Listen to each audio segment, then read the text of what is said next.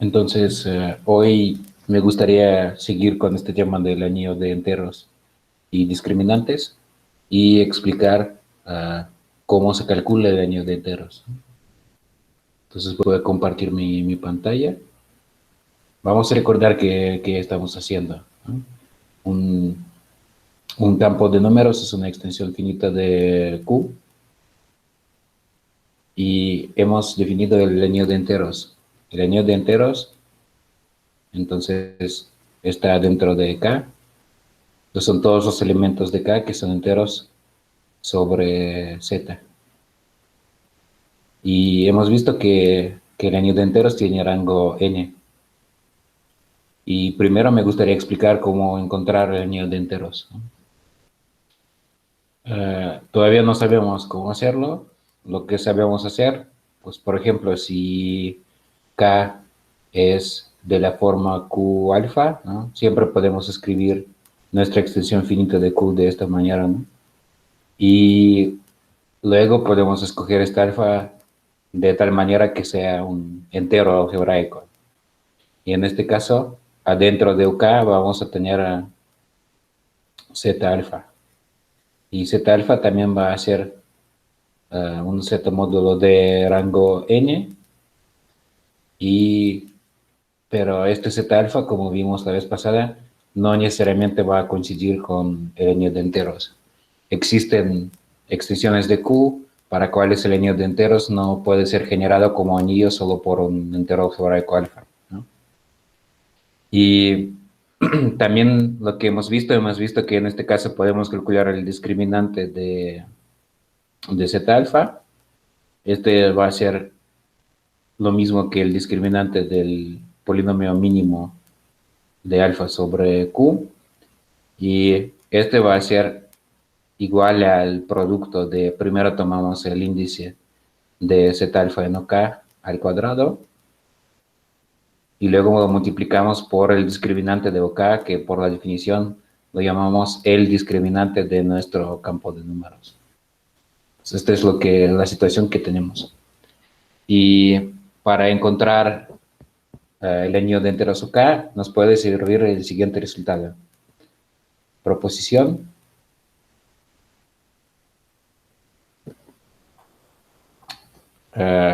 Digamos que R en K es un subanillo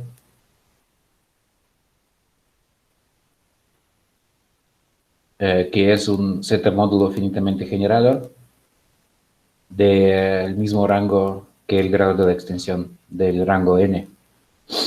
Y digamos que una base de R sobre Z es beta 1, beta n.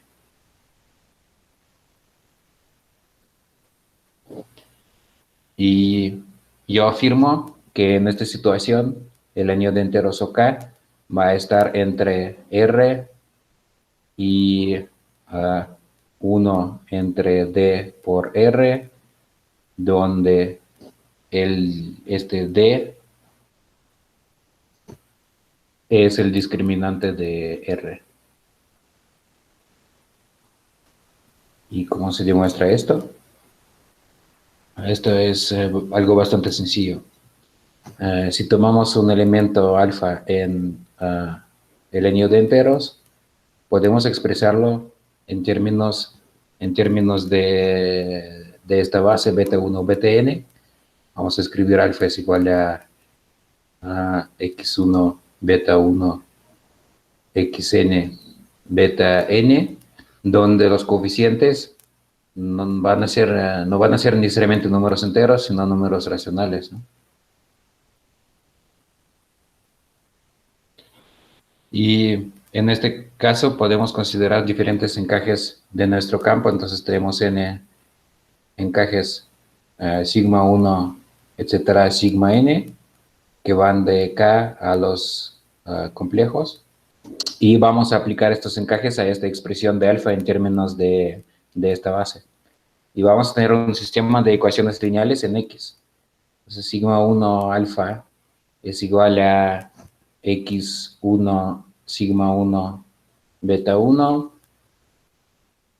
xn sigma n beta n. Ah, perdón, que estoy escribiendo sigma 1 beta n. Y lo mismo vamos a tener para sigma 2 y hasta sigma n. Entonces sigma n alfa es igual a x1 sigma n beta 1, x n sigma n beta n. Este es un sistema de ecuaciones lineales en X. Y para resolver este sistema de ecuaciones, podemos ocupar lo que se conoce como la regla de Cramer. Regla de Cramer. Vamos a escribir que xi es igual a, digamos, gamma i entre delta, donde delta es el determinante de la matriz sigma 1 beta 1 sigma 1 beta n,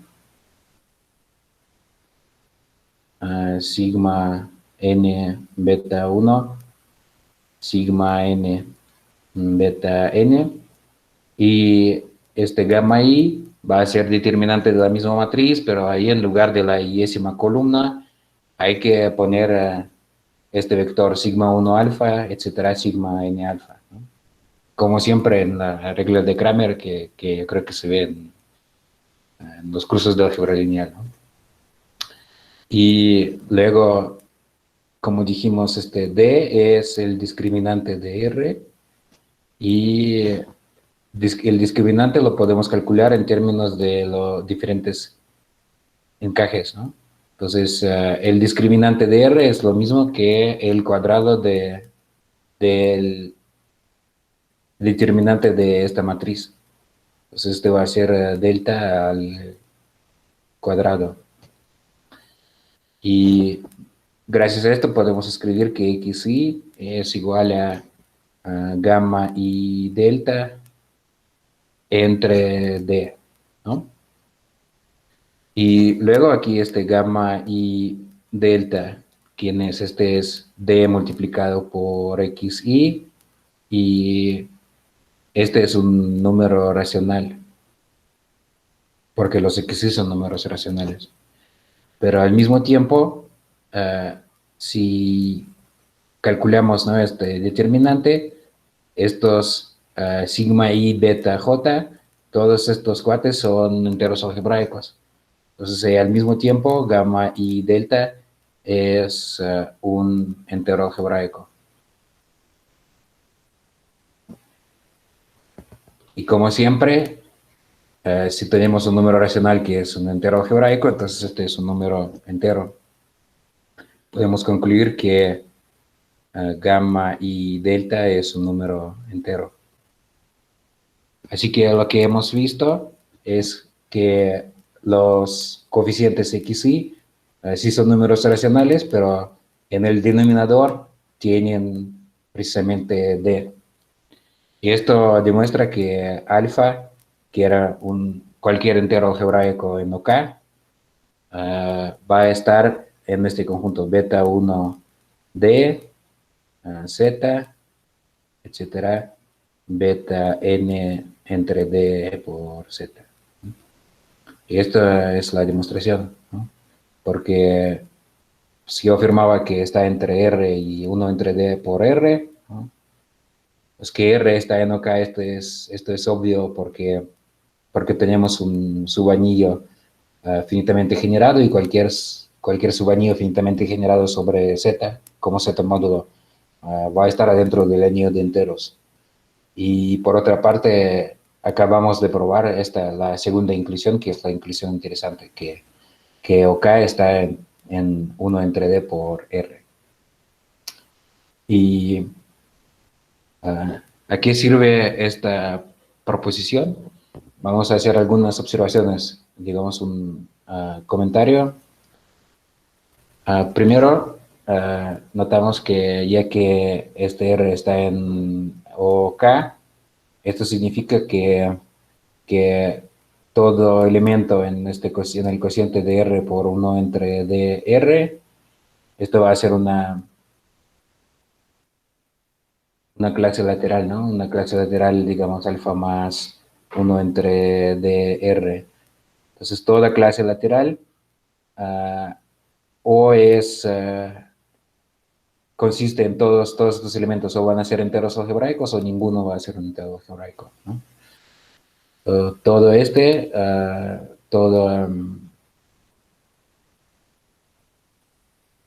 toda clase lateral, ¿no? O consiste, en enteros algebraicos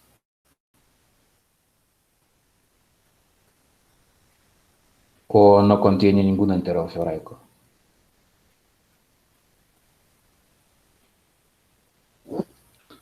Luego, otra observación. Recordemos que D es igual al índice de R no K al cuadrado multiplicado por el discriminante de K. Y esto significa que si nos gustaría encontrar los elementos de OK que no están en R, no hace falta revisar todos estos posibles elementos aquí, sino que podemos, para encontrar los elementos de OK que no están en R, es suficiente considerar las clases laterales en, digamos, 1 entre M, R entre R. Así lo estoy escribiendo al revés aquí, ¿no? Perdón. Todas sus clases laterales aquí, donde M al cuadrado divide a D. Y otra observación, pues, ¿qué sucede con este cociente de 1 entre dr por R, ¿no? Se ve que el número de elementos en este cociente va a ser d a la n. Y esto significa que si de verdad queremos revisar todas las posibles clases laterales aquí, esto es posible solo cuando el discriminante es relativamente pequeño. Entonces, esto significa que podemos ocupar el resultado de arriba si el discriminante D es pequeño. Bueno, primero, en general, ¿qué quiere decir esto, no? Esto quiere decir que el anillo de enteros es calculable, ¿no? Nomás hay que tomar algún subanillo R, que consiste en enteros algebraicos, luego calcular su discriminante, ver cuáles son los divisores del discriminante, cuáles cuadrados dividen al discriminante, y revisar todos estos números posibles, y pues habrá un número finito de clases laterales, y revisando estas clases laterales podemos ver cuáles elementos son enteros algebraicos. Y si encontramos entero algebraico, eso significa que al anillo de enteros falta este, ¿no? Y esto nos da un proceso finito que nos permite calcular el anillo de enteros. Pero el problema aquí es que este método no es tan eficaz. Hay otros métodos más sofisticados que se usan, por ejemplo, en PARI para calcular el anillo de enteros. Pero nuestro objetivo no es hablar de los algoritmos que se usan en práctica, no los mejores algoritmos, sino solo convencernos de que este OK es calculable. Entonces, para entender cómo funciona esto, vamos a ver un ejemplo particular. Y yo propongo tomar el campo cúbico, añadir a Q la raíz cúbica de 19 y tratar de calcular en este caso el anillo de enteros. Aquí, como siempre, ¿cuál es el primer paso del cálculo? Tomar algún subanillo de rango n. Denotemos por alfa la raíz cúbica de 19 y la opción más sencilla es empezar por el subanillo Z alfa. Tenemos entonces Z alfa y para Z alfa calculamos su discriminante. Este es el discriminante del polinomio x al cubo menos 19 y por la fórmula que vimos la vez pasada, yo creo, ¿no? Para los discriminantes de polinomios cúbicos, la fórmula va a ser menos 27 multiplicado por 19 al cuadrado. Entonces, el discriminante es menos 3 al cubo multiplicado por 19 al cuadrado. Y el resultado que vimos nos dice primero que el anillo de enteros va a estar entre Z alfa y 1 entre el discriminante, ¿no? Si este discriminante es D, 1 entre D multiplicado por Z alfa. Pero como dije, es suficiente considerar aquí en el denominador los números tales que sus cuadrados dividen al discriminante de Z alfa. Entonces, ¿cuál es el índice de Z alfa en OK? No lo sabemos, pero sabemos que este al cuadrado tiene que dividir al discriminante, ¿no? Perdón, este es D. Tiene que dividir al discriminante, entonces este puede ser igual a 1, 3 y 19. Y 19 por 3, ¿no? Ah, sí, es cierto. O 3 por 19. Gracias, muchas gracias. Otra pregunta, profesor. ¿Si es 3 al cuadrado, 3 al cubo o es 3 al cuadrado la fórmula para el discriminante? No, va a ser Q. Bueno, porque este es 27. En la fórmula sale el coeficiente 27, entonces aquí va a salir 3 al cubo, que es 27, ¿no? Ok, gracias. Ajá, 27. Es 3 al cubo. Y para estos números tenemos que considerar los enteros algebraicos de la siguiente forma. Vamos a tomar A entre M, digamos que este número es M, A entre M más B entre M por alfa más B entre M por alfa al cuadrado. Y hay que ver si estos son enteros algebraicos. Entonces, ¿cuándo son enteros algebraicos? ¿Cuándo son enteros algebraicos? Y esta pregunta es, pues algorítmicamente es sencilla porque si tenemos un número algebraico específico para ver si es un entero algebraico, hay que considerar su polinomio mínimo y ver si este polinomio mínimo tiene coeficientes enteros, ¿no? Y usando la computadora podemos ver que los únicos elementos enteros de esta forma son los siguientes. Pues obviamente si A, B y C son iguales a 0, ¿no? Vamos a tener 0, ¿no? Este es un entero algebraico. Entonces va a salir 0 y luego el caso no trivial que nos va a salir, si calculamos el polinomio mínimo del número 1 entre 3 por más 1 entre 3 por alfa más 1 entre 3 por alfa al cuadrado, este también va a salir que el polinomio mínimo nos va a decir que este es un entero algebraico en realidad, ¿no? Y pues también obviamente va a salir que 2 entre 3 más 2 entre 3 por alfa más 2 entre 3 alfa al cuadrado también va a ser un entero algebraico. Entonces este lo denotamos por beta y este cuate lo vamos a denotar por 2 beta. ¿Y esto qué significa? Que revisando estos números, ¿no? Y checando cuáles son enteros algebraicos, lo que nos salió es que este beta, este es un elemento que no está en Z alfa, pero va a estar en OK. Y bueno, solo si yo voy a escribir el cálculo del polinomio mínimo de beta, podemos calcular que el polinomio mínimo de beta es igual a x al cubo menos x al cuadrado menos 6x menos 12. Entonces, si esto demuestra que beta sí es un entero algebraico.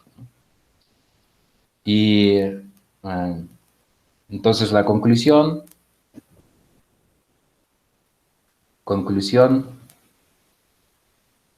que OK es Z alfa beta. Y el índice de Z alfa en OK, pues, ¿cómo podemos calcularlo? Podemos ver que este va a ser igual a 3. Y que el discriminante, entonces, el verdadero discriminante de K va a ser menos 3 por 19 al cuadrado. Pero aquí lo que estoy ocultando es, pues, es este cálculo, ¿no? Pero obviamente, pues, hacerlo a mano es imposible, ¿no? Tomar para diferentes coeficientes A, B, C enteros, considerar, por ejemplo, si ponemos aquí 19, ¿no? No es muy factible a mano calcular todos los polinomios mínimos y ver uno por uno si salen enteros algebraicos o no. Pero después pueden checar, yo voy a subir a la página del curso algún código de Pari donde yo hago este cálculo en la computadora. Entonces, este es un ejemplo particular, como ocupando ese método, esa proposición que vimos, calcular el anillo de enteros en un campo de números. Y bueno, entonces yo creo que con esto por lo menos tenemos alguna idea de cómo se ve OK y que OK es posible calcularlo en práctica. Luego, si ustedes quieren hacer cálculos en la vida real, pueden preguntar a Pare cuál es una base sobre Z del anillo de enteros. Un poquito más adelante en el curso yo les voy a enseñar también cuáles son las funciones de Pare relevantes que nos permiten hacer estos cálculos, ¿no? Pero con esto yo creo que ya no vamos a hablar de las generalidades sobre el anillo de enteros. Ahora lo que me gustaría mencionar es una versión más general del teorema de Coulomb-Dedekind.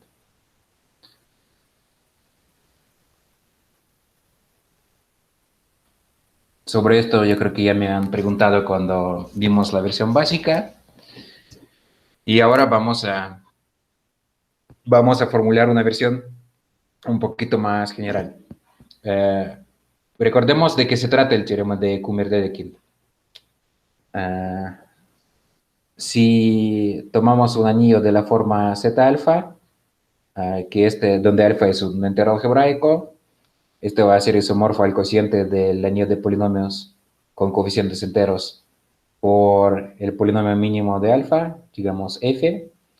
Y el teorema de Coulomb-Dedekind nos dice que si tomamos el ideal generado por un primo racional P en R, podemos ver cómo este se factoriza en ideales primos. Y el teorema de Coulomb-Dedekind nos dice que estas factorizaciones corresponden a las factorizaciones de f módulo P. Entonces, si factorizamos f en polinomios irreducibles en fpx, se habrá una biección entre estos factores irreducibles en fpx y los ideales primos, ¿no? Y esto funciona si los ideales P y son invertibles. Es una condición que nos complica bastante la vida porque sabemos que todos los ideales primos van a ser invertibles si este Z alfa es OK, ¿no? Pero en el caso contrario, habrá primos que no van a ser invertibles y no está claro qué hacer. Pero resulta que el teorema de Kummer-Dedekind va a funcionar si este Z alfa no es el anillo de enteros completo, pero va a funcionar si P no divide al índice de Z alfa en OK. Entonces, el resultado es el siguiente. Proposición.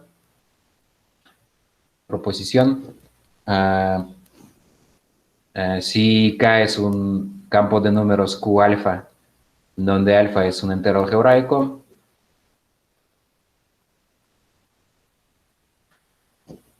y si tomamos un primo racional P, tal que P no divide al índice de Z alfa en OK,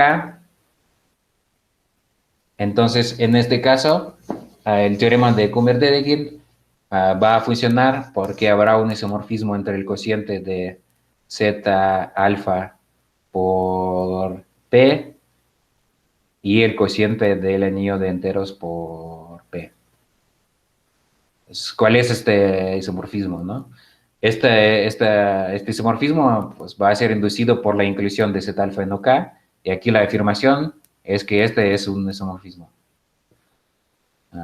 Demostración. Digamos que el índice de Z alfa en OK es M.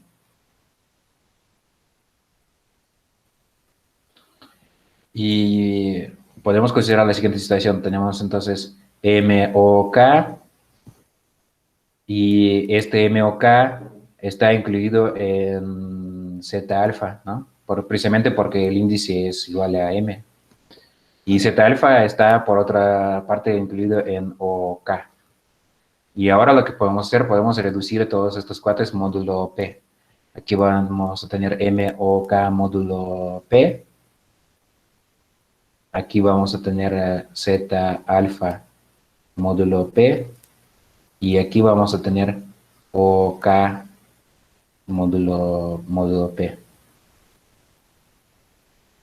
Y primero vamos a ver que, por ejemplo, el homomorfismo MOK módulo P a OK módulo P, es decir, pues este cuate, que este va a ser sobreactivo. Pues este es sobreactivo. Pues, ¿por qué será esto, no? Precisamente porque hemos dicho que P no divide a M. P no divide a M, y esto implica entonces que M es invertible módulo P. Es decir, existe algún M' tal que M multiplicado por M' es congruente a 1 módulo P. Y ahora, usando esto, podemos tomar algún elemento en OK módulo P. Este es X, digamos, X más P. Esta es una clase lateral módulo P. ¿Y qué podemos hacer con este cuate? Podemos, entonces, escribirlo de la siguiente forma. Podemos escribir que X más P, pues este coincide con X por M más P, ¿no? Pues, pero este elemento está en M o K módulo P. Pues esto nos dice de verdad que este es un homomorfismo sobreactivo. Y ahora, este Z alfa y OK, ambos son Z módulos libres del mismo rango N. Y entonces el número de elementos en Z alfa módulo P va a ser P a la N, y también el número de elementos en OK módulo P va a ser igual a P a la N. Entonces, si este cuate es un isomorfismo, en particular vamos a ver que esta flecha tiene que ser sobreactiva, ¿no? Esta. Pero el número de elementos en estos dos es el mismo. Entonces, esto implica que este es un isomorfismo, ¿no? Entonces, conclusión, que Z alfa cociente por P es isomorfo a OK cociente por P. Y todo esto, ¿no? ¿Qué significa? Que si estos dos son isomorfos, podemos ocupar el Kummer de Dedekind para factorizar ocupando el polinomio mínimo de alfa. Y vamos a ver un ejemplo particular de cómo funciona esto. Vamos a regresar a nuestro campo cúbico. Yo tomé la raíz cúbica de 19. Y en este caso ya calculamos que el anillo de enteros es Z alfa beta, donde el número alfa es la raíz cúbica de 19 y el número beta es 1 entre 3 por 1 más alfa al cuadrado. Y ahora, ¿cómo ocupar el Kummer de Dedekind aquí? ¿No? Aquí, pues el Kummer de Dedekind trabaja con los anillos de la forma Z alfa. Y aquí en este caso tenemos Z alfa y Z beta. Y lo que vamos a tener es lo siguiente, que primero el índice de Z alfa en OK, este es igual a 3, y el índice de Z beta en OK, pues ¿cómo lo podemos encontrar? Por ejemplo, podemos calcular el discriminante de Z beta, ¿no? Y de ahí nos va a salir que este índice es igual a 2. Y estas son muy buenas noticias porque esto nos dice que si queremos factorizar un primo P en OK distinto de 3, podemos usar Z alfa, ¿no? Si es distinto de 2, podemos usar Z beta. Pero estos, en cualquier caso, podemos entonces ocupar factorización de polinomios, módulo P, para saber cómo se factorizan los ideales, ¿no? Y, por ejemplo, ¿no? Aquí el caso interesante es cómo se factoriza 3 en OK, ¿no? Pues aquí hay que tomar el polinomio mínimo de beta. Y el polinomio mínimo de beta, ya lo escribí arriba, ¿no? Lo mencioné.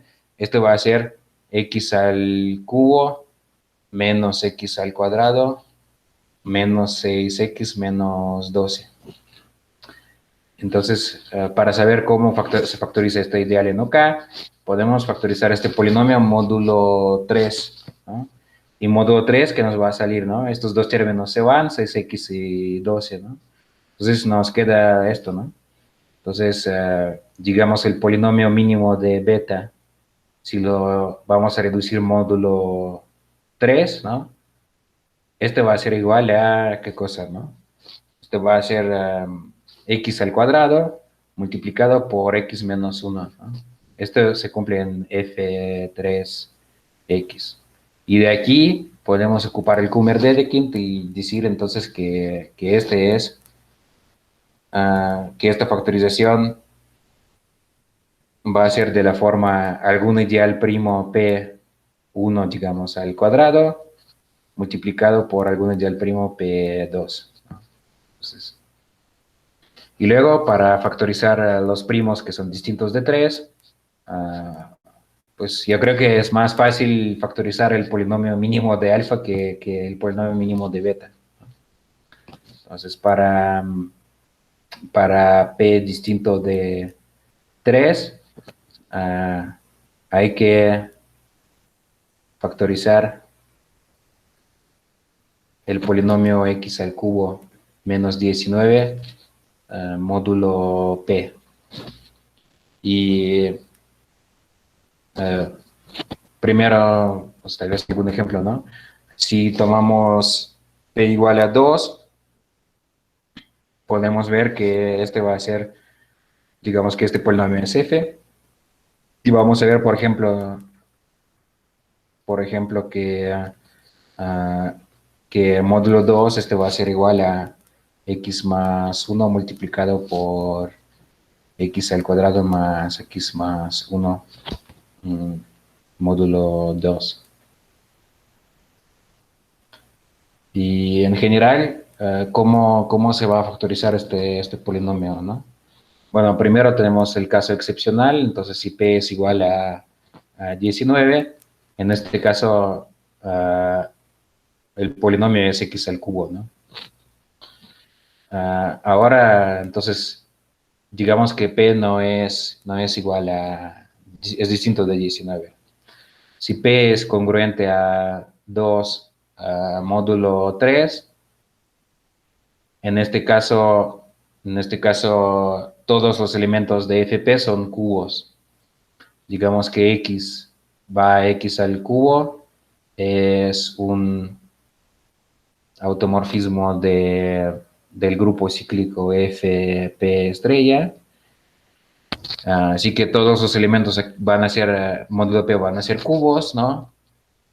Y esto también implica que existe y único X, tal que X al cubo es congruente a 19 módulo 3, o módulo P.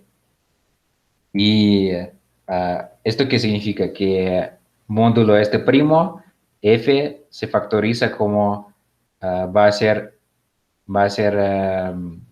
bueno, digamos, no es X, sino es A, ¿no? La raíz cúbica de 19 módulo P. La factorización va a ser X menos A multiplicado por algún cuadrático irreducible. Y otro caso interesante es si P es congruente a 1 módulo 3, y en este caso puede haber diferentes casos, ¿no?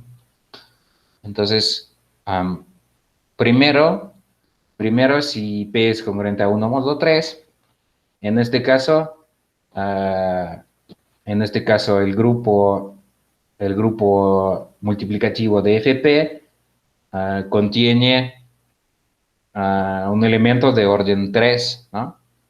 Entonces va a contener, digamos, Z, tal que este Z es distinto de 1 y Z al cubo es igual a 1. Esto va a ser una raíz cúbica primitiva de la unidad módulo P aquí. Y esto significa que si tomamos este polinomio x al cubo menos 19, hay dos posibilidades, ¿no? Si 19 no es un cubo módulo P, en este caso F es irreducible en FPX. Y el otro caso, si 19 es un cubo módulo P, ya que tenemos las raíces cúbicas de la unidad módulo P, habrá 3 cubos de 19 módulo P. La factorización entonces de nuestro F va a ser 3 factores lineales. X menos A por X menos ZA por X menos Z al cuadrado A. Entonces habrá 3 factores lineales en FPX.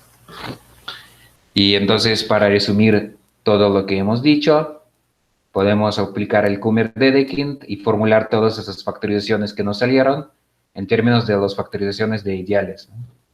Entonces, conclusión,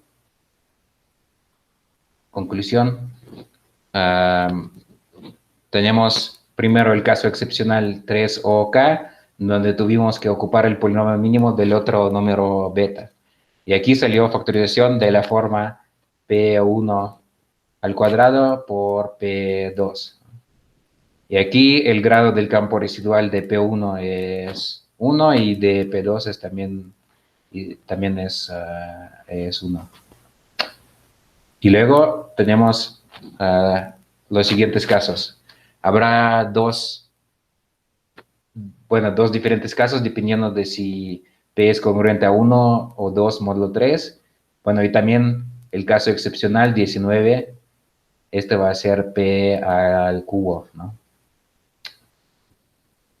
Luego, si P es congruente a 1 módulo 3 y P es distinto de 19, en este caso la factorización, ahí salieron tres, ahí F o era irreducible o salieron tres polinomios lineales, ¿no? Entonces hay dos casos diferentes, ¿no? Entonces si 19 es un cubo módulo P, entonces P se escinde en producto de tres lineales, digamos P1, P2, P3. Y por otra parte, entonces, si 19 no es un cubo, módulo P, en este caso P o K es un ideal primo. Y el caso que nos falta entonces es cuando P es congruente a 2 módulo 3. Ahí vimos que el polinomio va a tener un factor lineal y un factor cuadrático. Entonces, en términos de la factorización de P o K, este va a ser el producto de dos ideales primos P1 y P2, ¿no? Donde el campo residual de P1 va a tener grado 1, pero el campo residual de P2 va a tener grado 2. Entonces, esto es lo que calculamos, ¿no? Este es el ejemplo, ¿no? Entonces, la idea es la siguiente, que cuando el año de enteros no es zeta alfa, igual podemos ocupar el Kummer-Dedekind para los primos que no dividen el índice de zeta alfa en OK. Entonces, esta es la idea. Bueno, luego el otro tema que me gustaría discutir es la ramificación.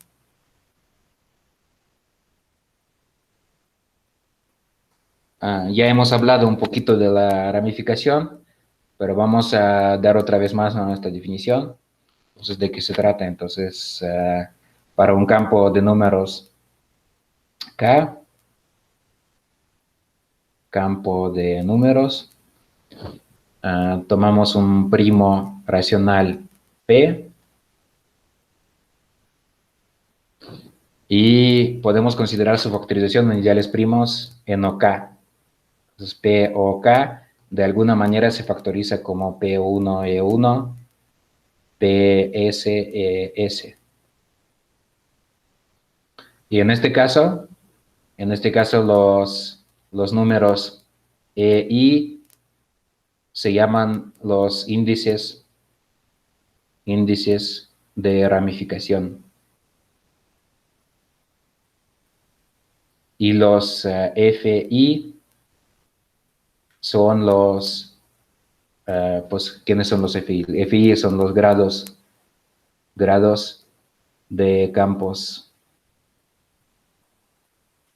residuales. Es decir, si tomamos el cociente de OK por PI, este va a ser una extensión finita de FP y esto va a tener grado por definición, si esto tiene grado FI, ¿no?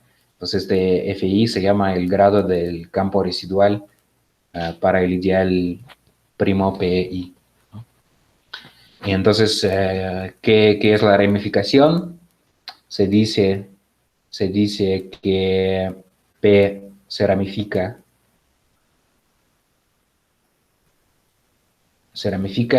si I es mayor que 1 para algún I.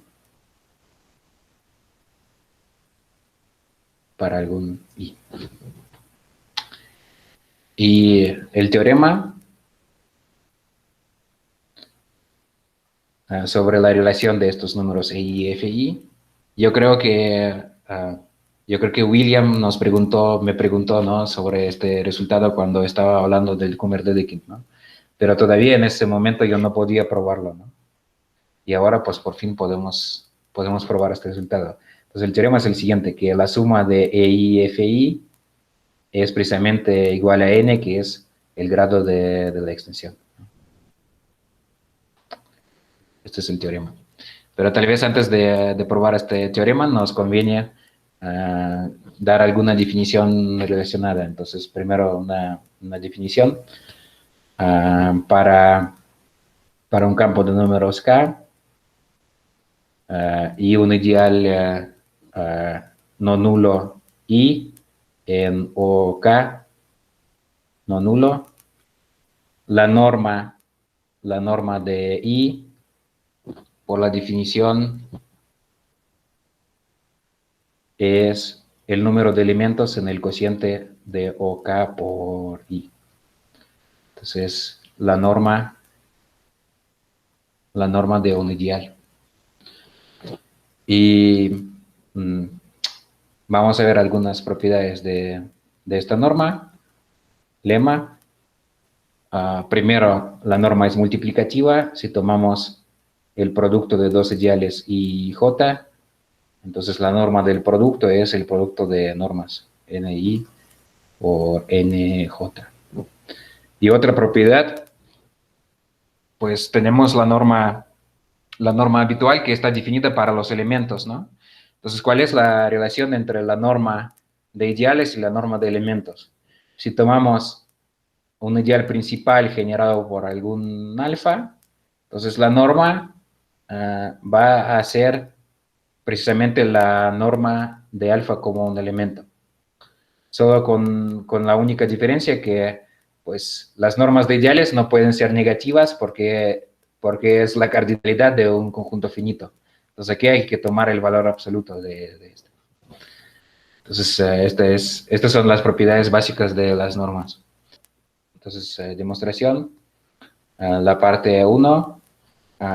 Esto se muestra de la siguiente forma, que en OK todo ideal no nulo se descompone en ideales primos y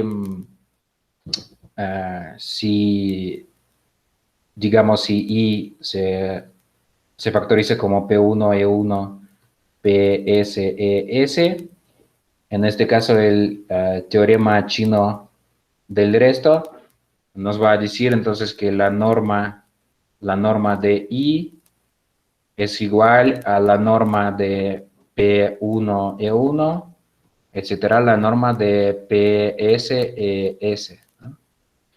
Pero esto todavía no demuestra la multiplicatividad de la norma porque lo que hay que probar, entonces hay que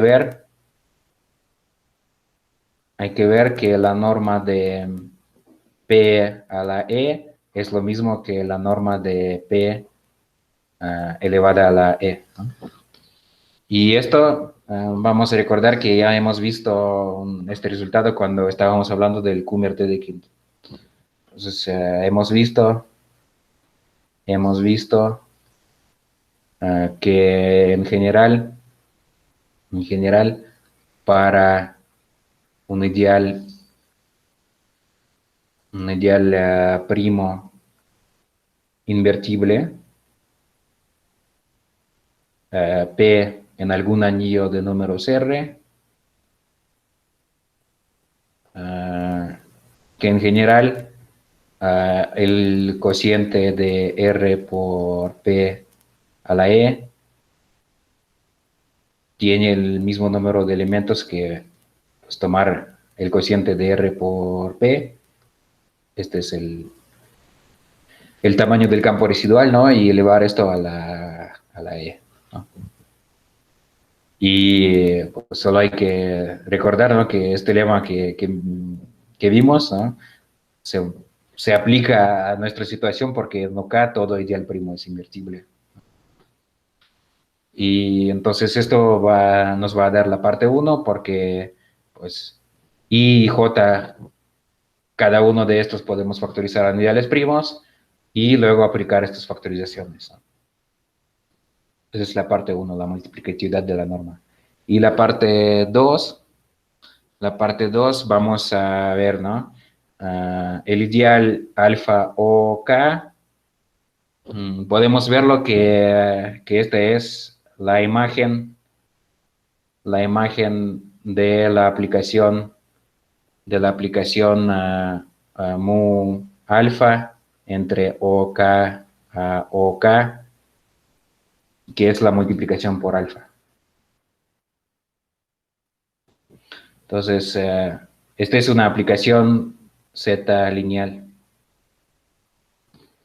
Y ya hemos hablado de esto, ¿no? Que si tomamos un Z módulo finitamente generado y tomamos una aplicación Z lineal, entonces la imagen de esta aplicación va a tener el mismo índice que el determinante de la aplicación. Entonces, va a ser el índice, es el determinante de mu alfa. Y por otra parte, pues el determinante de mu alfa, este es la norma de alfa por la definición de las normas, ¿no? Entonces, este es lo mismo que la norma de alfa. Bueno, la norma sobre z, pues que es lo mismo que la norma sobre q, ¿no? La norma sobre q de alfa. Y pues entonces hemos probado estas dos propiedades, ¿no? Y ahora, ¿cómo probar el teorema sobre la ramificación? Pues ahí ya todo está listo, ¿no? Entonces, demostración del teorema, demostración del teorema. Pues el teorema se trata de la factorización de P en OK. Entonces, este es P1, E1, PS, ES. Y vamos a tomar las normas de estos dos ideales. Primero tomamos, entonces, la norma de P o K. Esto va a ser P a la N, ¿no? Y luego, porque esto es, bueno, podemos decirlo de la siguiente forma, que esta es la norma de P, ¿no? Pero P es un número entero, entonces hay que elevar P al grado de la extensión, ¿no? Y por otra parte, la norma de PI e I, ¿qué es esto? Esto es lo mismo que la norma de PI elevada a EI. La norma de PI, esto va a ser precisamente esto va a ser P a la FI, y luego pues elevamos este a EI. Y ahora, ocupando la multiplicatividad de la norma, ¿no? Podemos ver entonces que pues en la parte izquierda tenemos P a la N, y en la parte derecha vamos a tener el producto de estos, ¿no? Entonces, es P elevado a la suma de FI por EI. Entonces, sí, esto demuestra la fórmula que yo mencioné, ¿no? Y ahora ustedes pueden revisar los ejemplos que hemos visto de las factorizaciones de primos racionales en OK, y pues confirmar que esta relación siempre se cumple, ¿no? Que la suma de FI por EI siempre es igual al grado de la extensión. Y yo creo que el último tema que me gustaría explicar hoy es la relación entre la ramificación y el discriminante. Entonces, ramificación y discriminante.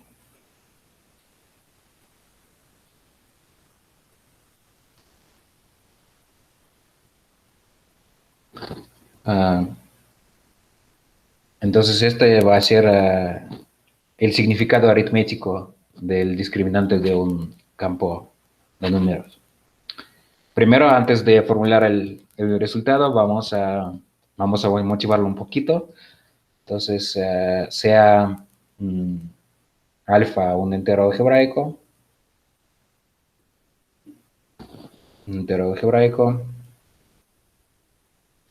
y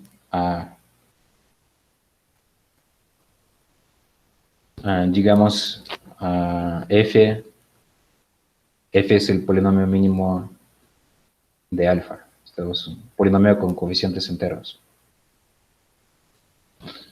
Y tomamos P, un primo racional.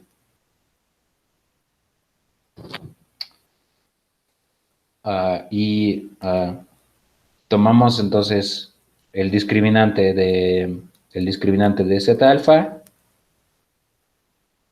Este es el discriminante de F. Y por la definición, el discriminante de F, la fórmula es la siguiente, ¿no? Hay que tomar el producto de alfa i menos alfa j, donde estas son las raíces de F, ¿no? Este es al cuadrado, ¿no? Este es el discriminante de F. Y de esta fórmula se ve lo siguiente, que si P divide al discriminante de Z alfa,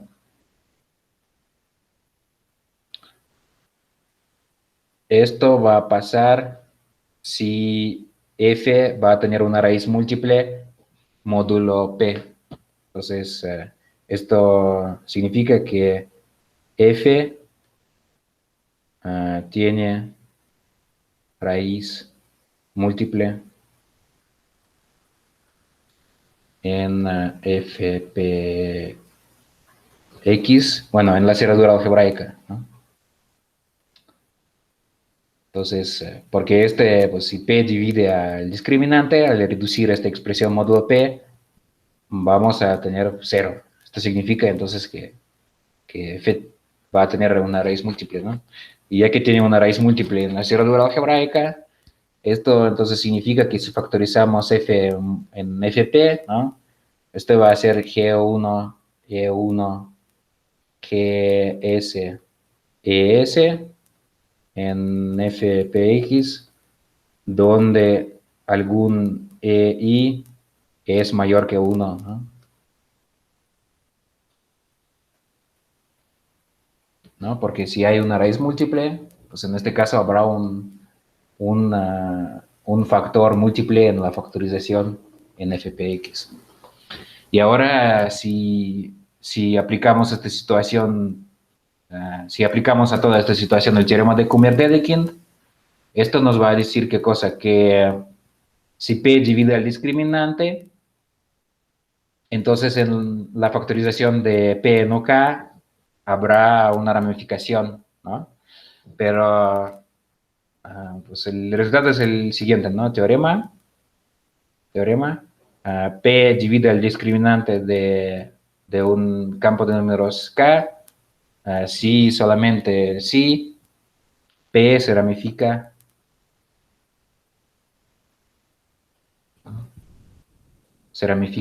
es decir, si P o K es igual a P1, E1, PS, ES, donde EI es mayor que 1 para algún I. Pero lo que acabo de mencionar, ¿no? Todavía no es la prueba, porque no todos los anillos de enteros van a ser de la forma Z alfa, ¿no? Entonces, para concluir, no es suficiente solamente considerar todo esto y decir que el Kummer-Dedekind nos da el teorema, ¿no? Entonces, ahora vamos a trabajar un poquito para probar este resultado, ¿no? Entonces, vamos a ver algunos lemas primero y luego ver cómo se sigue el teorema. Entonces, lema. Primero, tenemos que, si tomamos el discriminante y lo reducimos módulo P, entonces este va a coincidir con el discriminante de OK módulo P, pero considerado como una FP álgebra. Entonces, este es discriminante de OK módulo P, entonces como FP álgebra. Porque pues este discriminante, ya vamos a recordar que hemos definido al principio los discriminantes para cualquier extensión de anillos, ¿no? Donde el anillo más grande es libre es un módulo libre sobre el anillo pequeño, ¿no? Libre de rango finito. Y en particular, si tomamos álgebra sobre campos de dimensión finita, pues toda esta teoría de discriminante pues, también se aplica, ¿no? A esta situación. Y aquí, pues esta es la afirmación, ¿no? Entonces, si demostración, pues, esencialmente todo esto se sigue del hecho de que los determinantes y las trazas conmutan con la reducción módulo P. Entonces, la afirmación es la siguiente. Si yo tomo el anillo de enteros, yo lo puedo reducir módulo P. Entonces, al principio el anillo de enteros es un Z módulo. Y al reducir el módulo P, yo voy a obtener algo que es un espacio vectorial sobre FP, ¿no? Entonces, tenemos un anillo y vamos a tener una FP álgebra. Entonces, y la afirmación es la siguiente, que si yo tomo las normas o las trazas, entonces este diagrama va a conmutar, ¿no? Entonces aquí teníamos la norma de K sobre Z, aquí la traza de K sobre Z, y en la parte derecha la norma de OK módulo P, pero sobre FP, y la traza de OK módulo P sobre FP. Entonces la afirmación es que este diagrama conmuta, ¿no? Pues esto lo pueden verificar directamente porque pues, esto se sigue del hecho de que las trazas y los discriminantes conmutan con la reducción módulo P. O si quieren usar el lenguaje un poquito más sofisticado, ¿no? Entonces, ¿qué es la reducción módulo P? La reducción módulo P al final es el producto tensorial de OK con FP sobre Z y las trazas y determinantes. El determinantes conmutan con productos tensoriales en general, ¿no? Y de ahí se sigue que las normas y las trazas van a ser compatibles con la reducción módulo P, ¿no? Pero bueno, ¿por qué yo estoy diciendo todo esto, no? Entonces, ahora, ¿cómo se calcula el discriminante de OK, ¿no? Entonces, si alfa 1, alfa n es una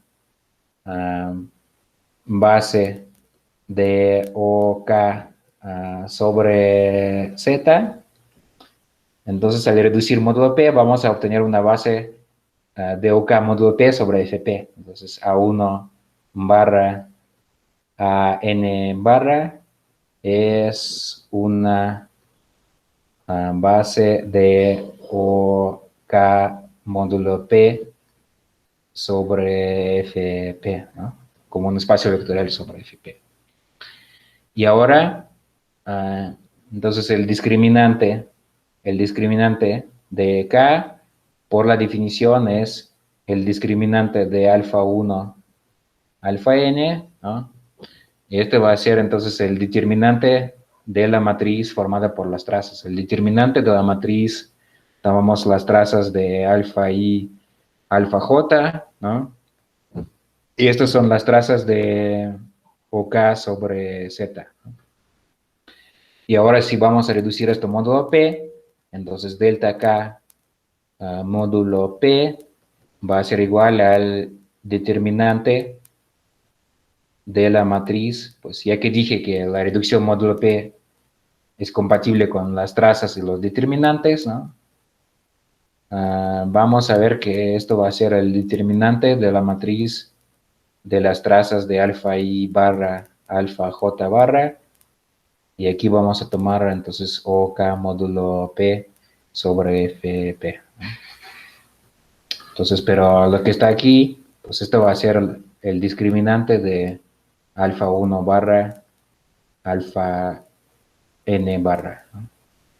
Y pues, este es el discriminante de OK módulo P sobre FP, ¿no?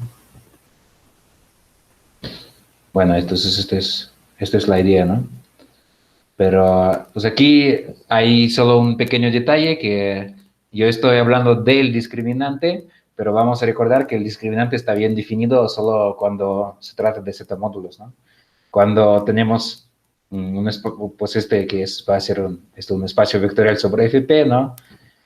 En este caso el discriminante está bien definido, solo salvo algún cuadrado, ¿no? No nulo. Pero pues siempre cuando hablamos de los discriminantes, ¿no? Se entiende, ¿no? que estos se consideran módulo S múltiplo, ¿no?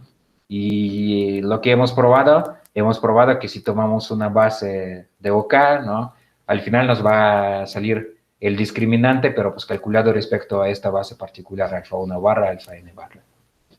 Bueno, luego este era el primer lema. El segundo lema es el siguiente, que si A y B son, digamos, K álgebras de dimensión finita sobre un campo K, entonces el discriminante del producto de A por B sobre K es el producto de los discriminantes. Este es el discriminante de A sobre K multiplicado por el discriminante de B sobre K.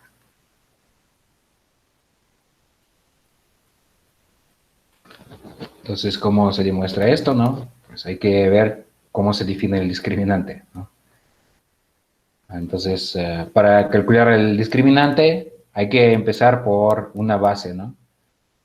Y digamos que sea A1, AM, una base de A como un espacio vectorial sobre K, y B1, Bn, una base de B sobre K.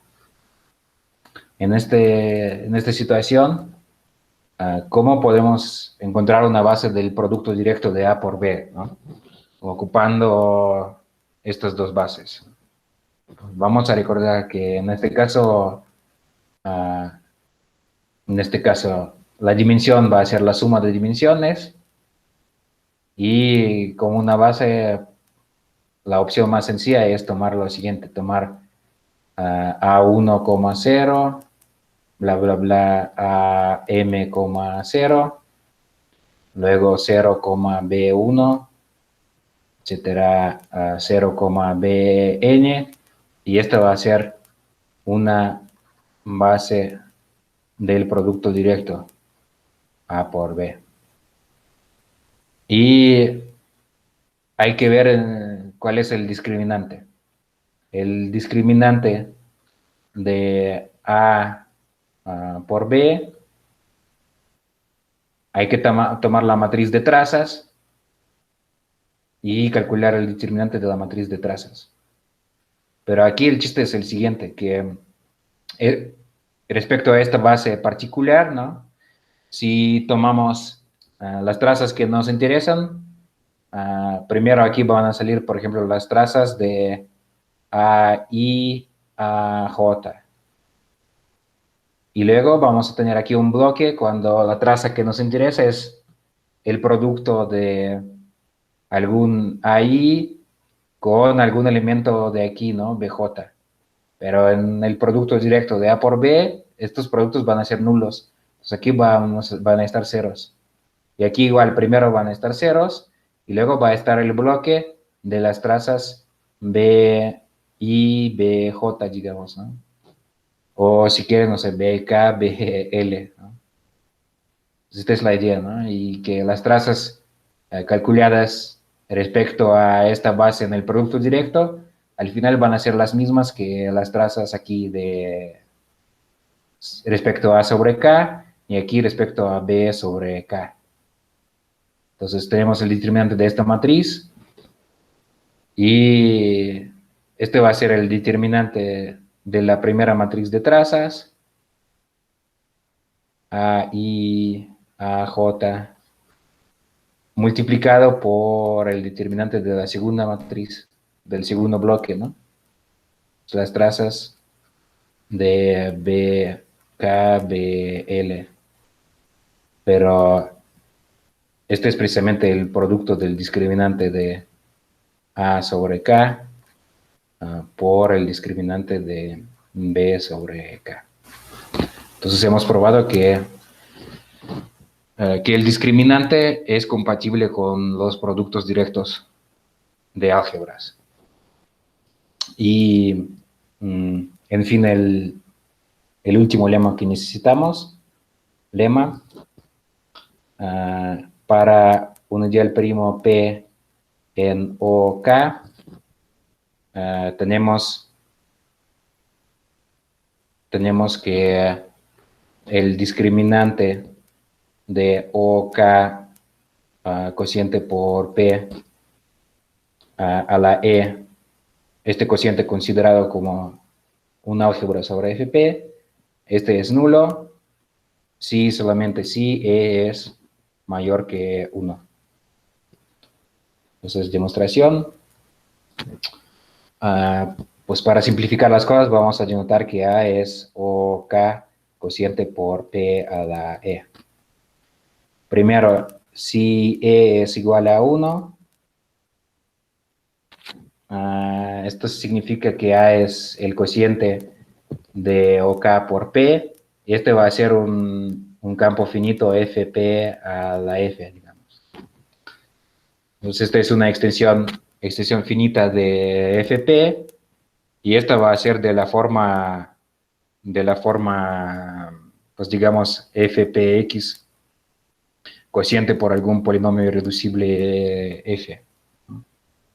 Y escribamos que las raíces de F son alfa 1, alfa F.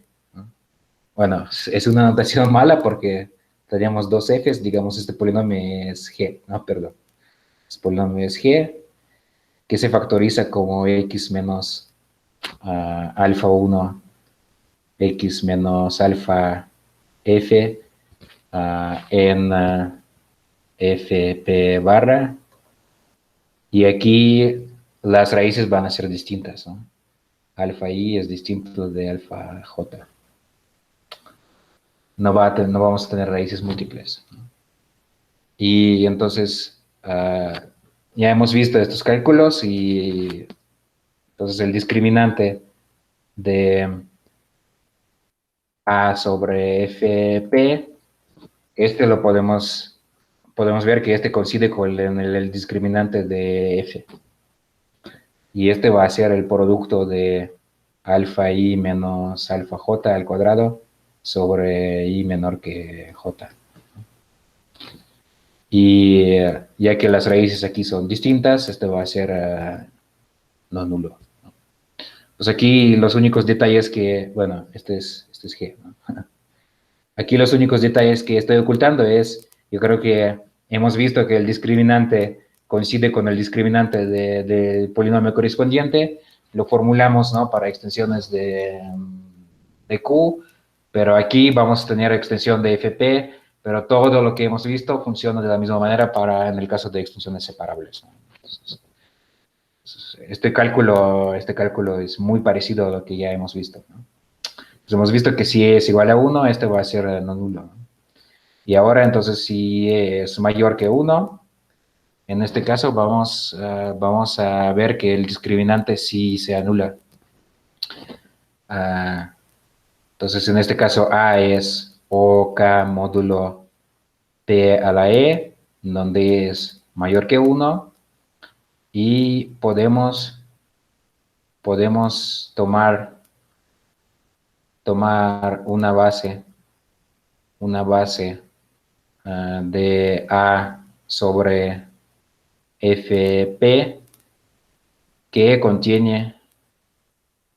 contiene un elemento particular alfa que me gustaría que esté en P, pero no esté en P al cuadrado. Y en este caso, en este caso,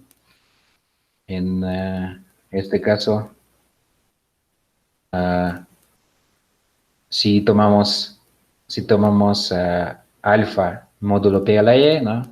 Entonces este a la E es nulo, ¿no? Entonces esto significa que este alfa es un nilpotente en A.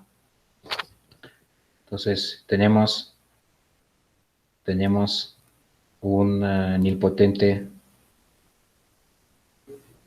alfa barra en A.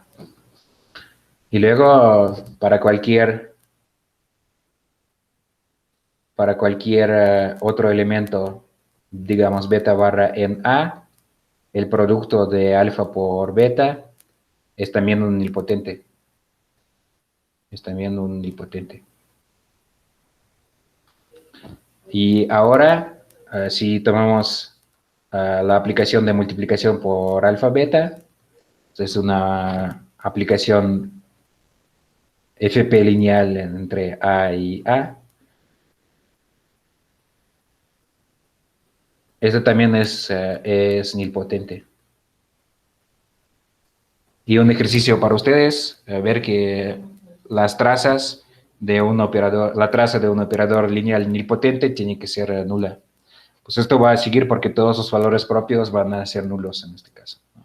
Entonces este es un operador lineal nilpotente, entonces esto significa que la traza de mu alfa beta es nula y entonces esto significa que pues este es lo mismo que la traza de alfa beta respecto a esta extensión A sobre K, ¿no? Y ¿cuál es el chiste? Que estas trazas se anulan, pero alfa lo tomamos como un elemento de alguna base. Ahora si calculamos el discriminante de A sobre Fp respecto a esta base, en la matriz de trazas van a salir ceros en algún lugar, ¿no? En la fila que corresponde a alfa, y entonces este va a ser igual a 0. Es la idea. Y ahora estamos listos para probar el teorema usando los lemas de arriba. Entonces, demostración del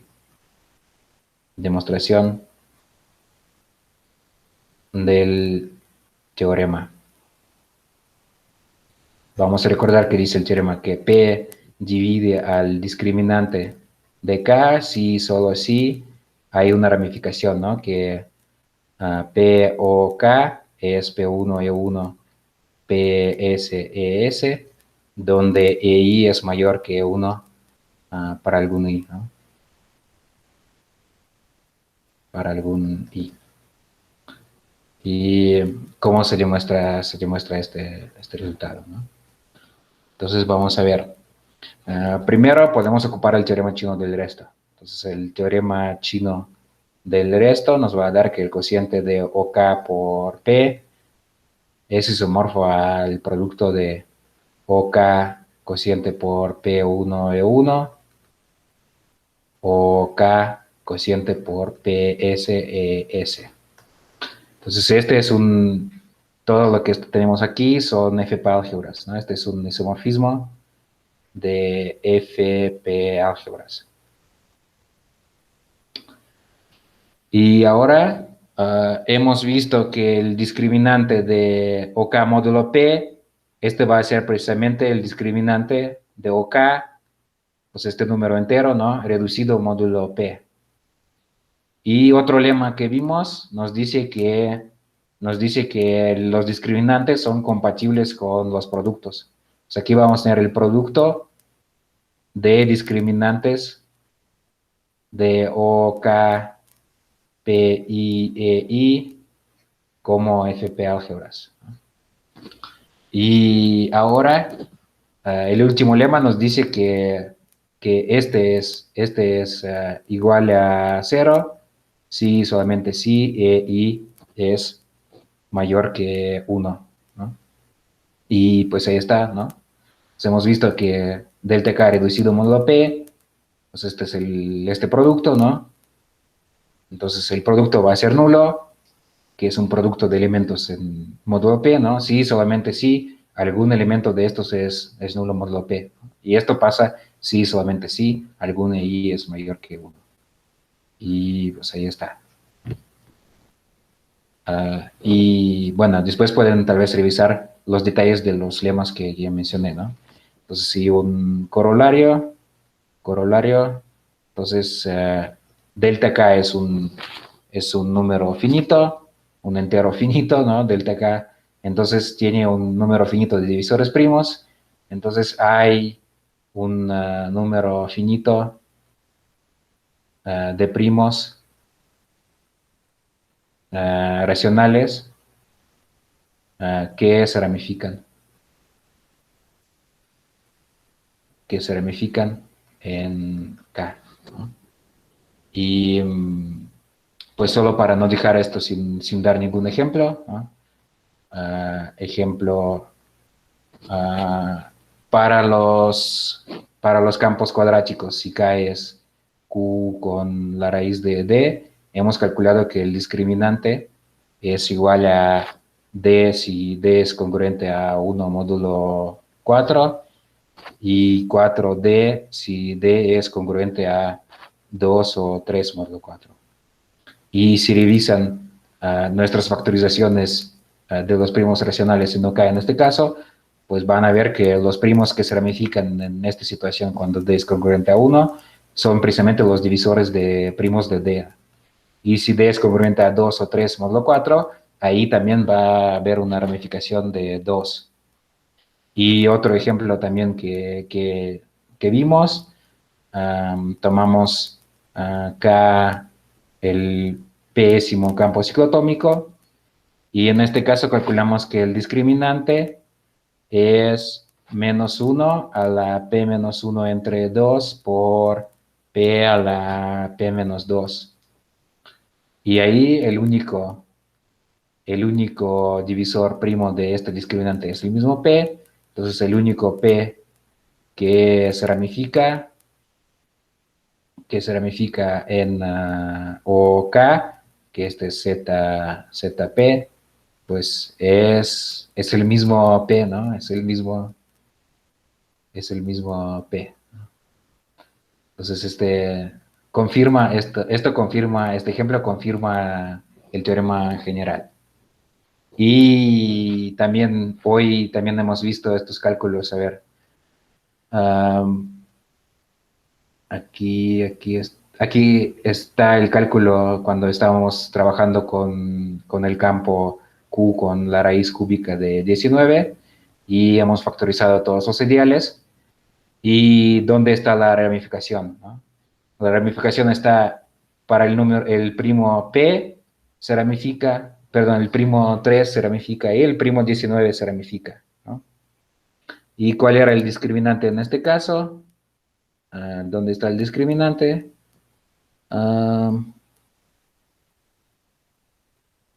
El discriminante era 3 por 19 al cuadrado, ¿no? Entonces, los divisores son 3 y 19 y por esto se ramifican solamente 3 y 19, ¿no? Y yo creo que con este ejemplo podemos terminar por el momento y pues entonces, esto más o menos es todo, ¿no? Lo que les quería contar hoy. Y la siguiente sesión les voy a recordar que va a tener lugar en una semana, porque el 16 de septiembre es un día feriado en México y vamos a descansar. Entonces, a ver si tienen algunas preguntas o comentarios sobre el material de hoy.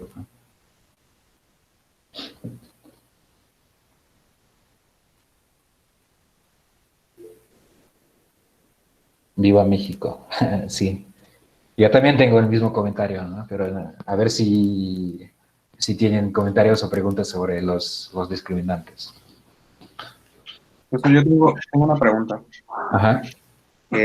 Todos los primos que no se ramifican dan lugar o sea, los grados de los campos residuales dan lugar a una partición de N.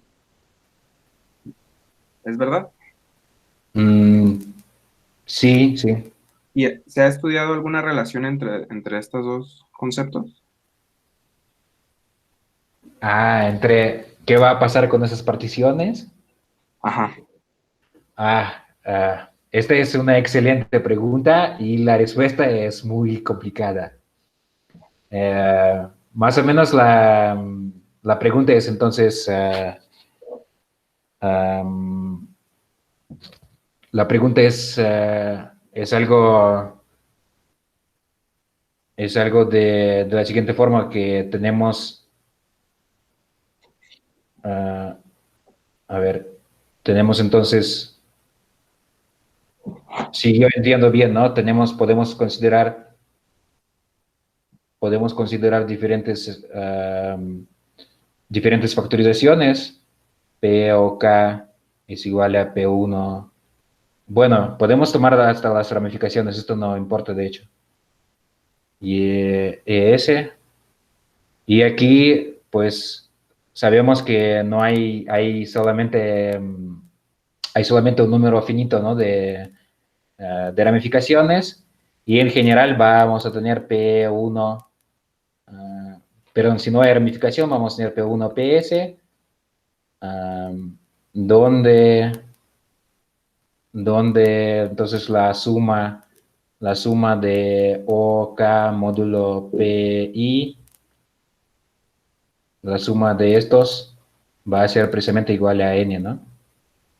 Y entonces la pregunta que uno puede hacer es, ¿cómo se comportan estas particiones de N? Tenemos solamente como un número finito de opciones y hasta podemos recoger alguna estadística para ver cómo se descomponen diferentes primos racionales aquí y ver cuáles particiones surgen en cada caso. Y en este sentido, en este caso, tiene sentido hablar de para qué porcentaje de primos tenemos factorización de un tipo y para qué porcentaje de primos racionales vamos a tener factorizaciones de otro tipo. Y entonces hay teoremas que dan la respuesta. Hay un teorema un poquito más sencillo que es el teorema de Frobenius. Y hay otro teorema que se llama teorema de Chebotarev.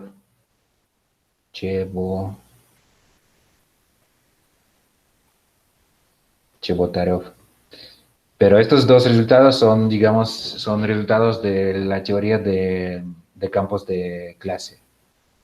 Entonces, en general, el comportamiento de diferentes, la descomposición de diferentes primos racionales en OK, esto se estudia en la teoría de campos de clase. Y no sé, si quieren, pueden esperar un poquito y yo les voy a platicar más al final del curso, cuando vamos a hablar de la teoría de Godot para los campos de números. Yo también voy a mencionar este tipo de resultados, pero supongo que sin pruebas. O si quieren, les puedo dar un ejemplito pequeño en la siguiente sesión, porque ahora yo creo que ya tenemos que terminar, pero en la siguiente sesión les puedo dar un pequeño ejemplito como, pues, qué sucede, por qué diferentes primos se descomponen de diferente forma y cuál es el porcentaje de primos que se descomponen de una manera y cuál es el porcentaje de primos de otra, ¿no? Pues el caso yo creo que más sencillo que ya se ve es cuáles son los primos cómo se descomponen los primos, por ejemplo, en los campos cuadráticos. Allí hay un número finito de ramificaciones y luego la respuesta va a depender de si algo es un cuadrado o no es un cuadrado módulo P.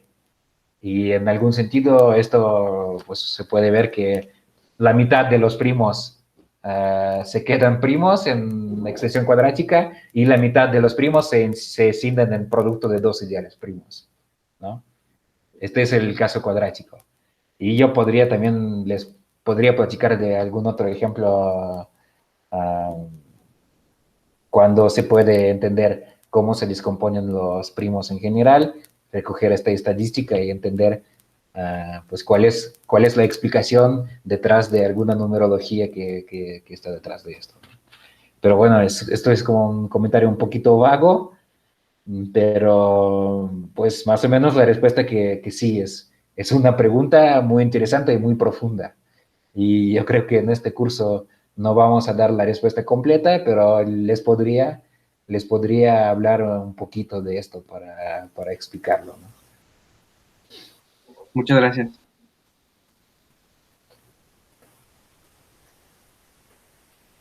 Bueno, y pues si no hay, no hay otras preguntas, pues les deseo felices fiestas a los mexicanos y pues nuestros, uh, nuestros compañeros de otros lugares, los peruanos y, um, y colombianos pueden también disfrutar de un día libre sin, sin esta clase. Entonces nos vemos en una semana y bueno, hasta luego y muchísimas gracias por su atención. Hasta luego, profesor. Gracias. Hasta luego. Hasta luego, profe, gracias.